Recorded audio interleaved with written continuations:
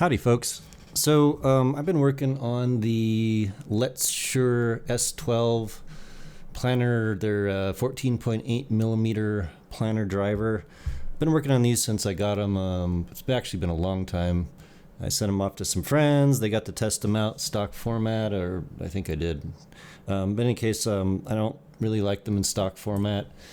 The tuning is whack. The pin gain on these starts at about 2K, 2000 hertz, and that's not really good for me. I like it about 2.5. The bass shelf was too low. It made the treble just too, well, the bass shelf was too low, treble too high, 8K peak, just stuff that needed to be fixed. I played around with them without opening them up for a long time, and that didn't really work out how I wanted. So what I'm going to do right now is I'm going to retrace my steps here on how to do this mod for anyone that has these headphones. After this mod, they become one of the best things I've ever heard, and really truly absolutely a top of the line Planar, tonality, timbre, everything. It's just amazing. So here's what we got to do. All right, I'm going to start with the basics. Pull the grill off. Hang on, let me get my tweezers.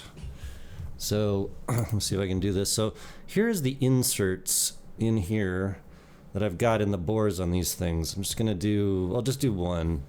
But so what this is a little tiny rubber insert, right? It's about, just so people can get an idea. I don't know. I don't think actually the sort of the width or the depth of it matters. But let's see. But what does matter is the shrinking down the diameter of the bore. So we're at 2.3, something like that. That in that range in terms of that.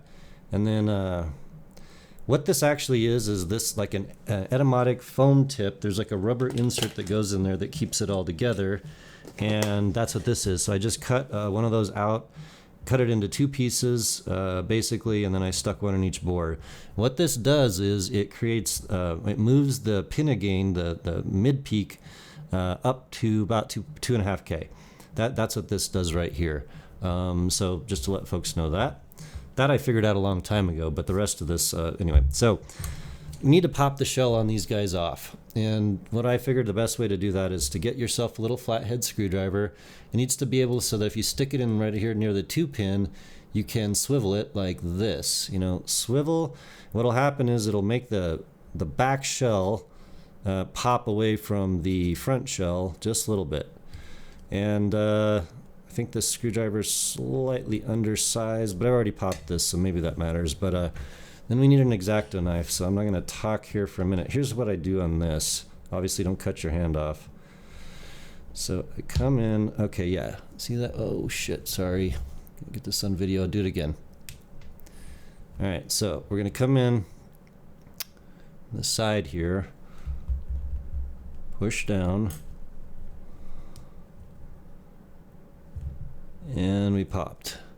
Now, you may have to do this a little more than I've already popped these, but then you can come in like another side over here. And you do not want to, slice through this. You'll cut right through the wires and whatever. But we're just going to pop that, come around, and then we do that. Now, obviously, I popped this, so it came off a little easier than for you, but there we go. All right, this is what we end up with. There's our 14.8 millimeter Planar driver. As you can see, it fills up the entire shell.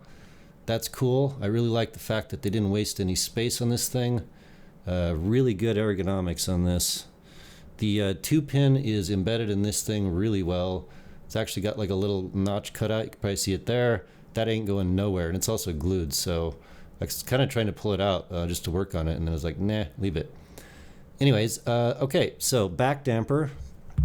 We're going to replace this thing. Just going to want to peel off that. I've already done it, but these are the stock ones here. You just keep those for later or whatever. Then we go ahead and we stick on so this is a 3 millimeter 400. You can do a 2.5 as well. It just needs to cover the little pinhole that's on the back of the driver. That changes a lot of things on the driver. Let me just flip over real quick. So what that specifically changes here is on the base shelf. Let me, let's see. I've got a billion measurements here, but okay, let me just pull this one up. That's, let's see, green, maybe something like that. Yeah, that wasn't that one. Probably like that. All right. So that green graph is actually if you take the back driver damper completely off, the base shelf comes up massively. Not sure all of you know what's going on there, but that's that. So just to let people know, I've been playing around with that. That's what that does. So what we end up with is the final graph here, which is right here. And so let me just go back to the headphone. So there's one more thing we got to do to this. Obviously do that, put that damper on, make sure it's good. Don't pinch the wires in the shell. Let's see, I'm just... And what's kind of cool actually is you don't really need to glue this back on. It just kind of clips like so. Cool. I don't mind that. I'm sure you could glue it later if you really cared.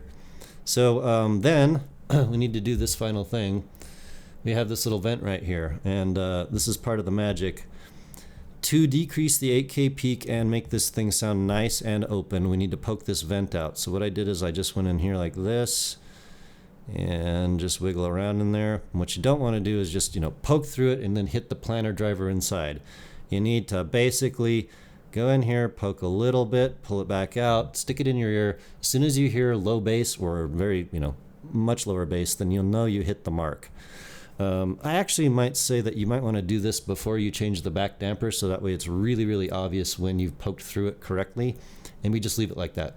So then we just get our little insert here, toss that in like so, and I usually just poke it down about halfways. And what's kind of cool is you shouldn't really have a problem like losing this thing inside of the headphone, not really. So something like that. Get each side about even. Let's see, that one looks like it's a little further up in the bore.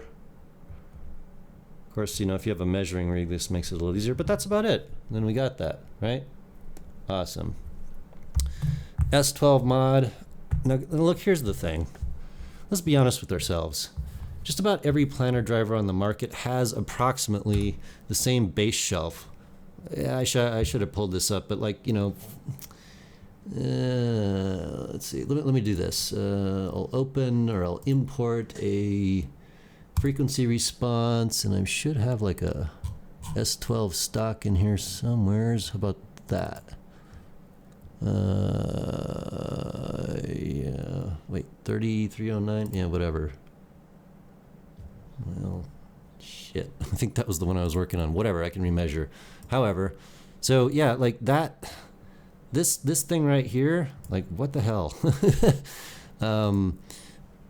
Yeah, okay, there we go. So that'll give you something to look at there. Let me do, let's see, align SPL. We'll just do average, and then that should show you some big differences. So we got the green stock. Orange is my retune. We can see that the base shelf changed massively. And I swear to God, on this driver, I tried a lot of things, and the changing the back driver damper is the thing that caused it to really hit my ears right. And so what I'm trying to get to is it's very obvious to me, given the green graph, that's the stock, what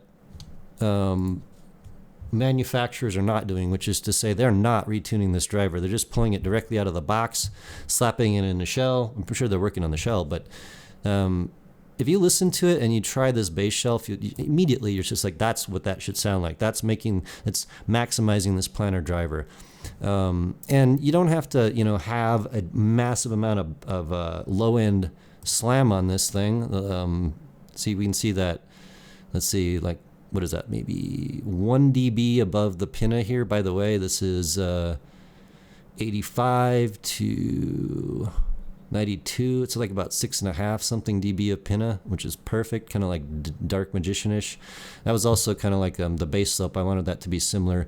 I tried a couple of them, and this really hit the mark. It just planar drivers have a ton of high-end energy, even though this graph may or may not show you that. To me, it shows me, but you kind of have to balance that out with a good amount of mid bass. And this driver does not falter in terms of getting bloaty and stupid. It just is amazing with that bass shelf. And, these are like what I consider to be the best tuned Planar driver I've ever heard. And beyond that, they're, the top of what I've ever heard, honestly. Having the front vent poked out really gives them an air of open timbre tonality. You can, like I said, you can hear kind of like right through them pretty easily. And it just does an amazing job at being like a natural sound. So wanted to throw this out there. As with a lot of my mods, nobody's going to make this for me. Letshouer is basically like, send them back to China and then maybe we'll make them, maybe not. It's like, well, here's how you do it. You could make a pair, but I think they're too busy and they don't care. So, for folks that would want to do this, I think this is actually a reasonably easy mod to do. It obviously has some steps, but if you have an S12, and you may or may not like its stock tuning. For me, it wasn't wonderful, but this fixes it and makes it a proper top-of-the-line style tuning. And honestly, it's nice and refined and everything else. Incredible lows, extension. The mid-range is really nice. Vocals, everything else is just on point. Just fantastic. Right on, folks. I will talk to you on the next one.